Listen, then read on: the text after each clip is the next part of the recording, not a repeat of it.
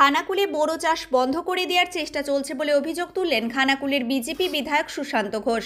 এরই প্রতিবাদে বৃহস্পতিবার বিকেলে তিনি দলীয় কার্যকর্তাদের সঙ্গে নিয়ে খানাকুল মোড়ে টায়ার জ্বালিয়ে পথ অবরোধ করলেন। এমনকি রাস্তার উপরেই ধান চারা রোপণ করে প্রতীকী প্রতিবাদ জানালেন।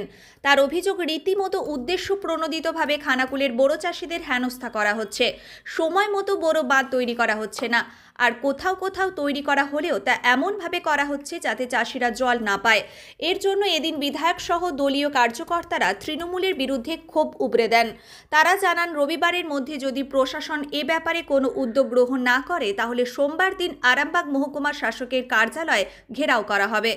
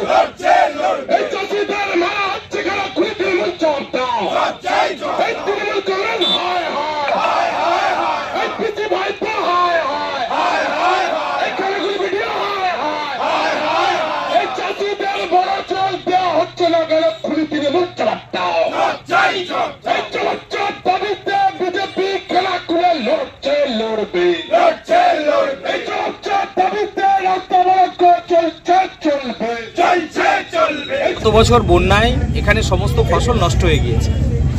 চাষিরা আজকে খেতে পর্যন্ত পাচ্ছে না। বড় জল প্রতি বছর এখানে আসে সঠিক সময়, কিন্তু এই বছর ইচ্ছাকৃতভাবে এক তো বাঁধগুলো, যে বড় বাঁধগুলো বাঁধা হয় সেগুলো লেটে বাঁধা হয়েছে, অনেকটা লেট, প্রায় 1 মাসের ওপরে লেট। কারণ এই যে বড় বাঁধ, এই বড় বাঁধের পুরো ফান্ড আসে জেলা পরিষদ থেকে। তৃণমূল পরিচালিত যে জেলা পরিষদ আছে, সেই জেলা পরিষদ একটা পঙ্গু জেলা পরিষদ। এখানে যারা সভাধিপতি রয়েছেন বা ডিএম থেকে শুরু করে সবই একদম তৃণমূলের দলদাস, চটিচাটা হয়ে গেছে। ডিএম কোনো কথাই শুনছে না, আসছেই না, এই এলাকাগুলো দেখছেই না। এসডিও কি করছে?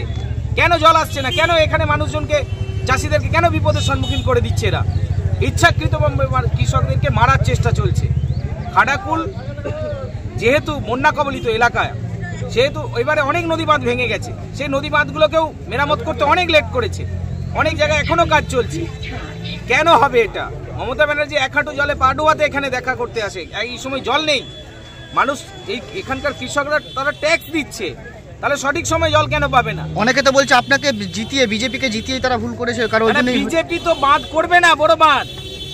কোন সময় দেখেছেন কি বিজেপি টাকা দিয়ে বড় বাঁধ করছে? সরকার করে। ট্যাক্সটা কে নেই? সরকার। পরিষেবাটা কে দেবে? সরকার। বিরোধী দলের এমএলএ তার গ্যাটের পয়সা খরচা করে বাঁধ বেঁধে দেবে নাকি? তাহলে আপনি রাস্তা অবরোধ করছেন কেন? রাস্তা অবরোধ এই কারণে করছি, এই এলাকার চাষিদের জন্য। এই এলাকার চাষিদেরকে ভাতে মারার, পেটে লাথি মারার চেষ্টা করছে তৃণমূল কংগ্রেস।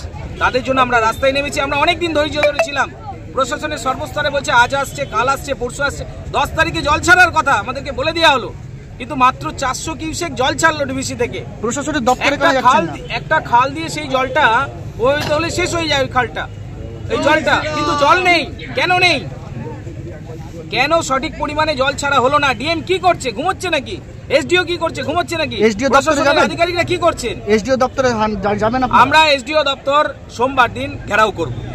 আমরা রবিবার পর্যন্ত আমরা অপেক্ষা করব, যদি রবিবারের মধ্যে জল আসে ভালো, নাহলে আমরা সোমবার এসডিও ডিপার্টমেন্ট আমরা ঘেরাও করব চাষিদেরকে নিয়ে। নিউনুর সোফা সেন্টার, এখানে সমস্ত রকম সোফা পাইকারি ও রিটেলে বিক্রয় করা হয়।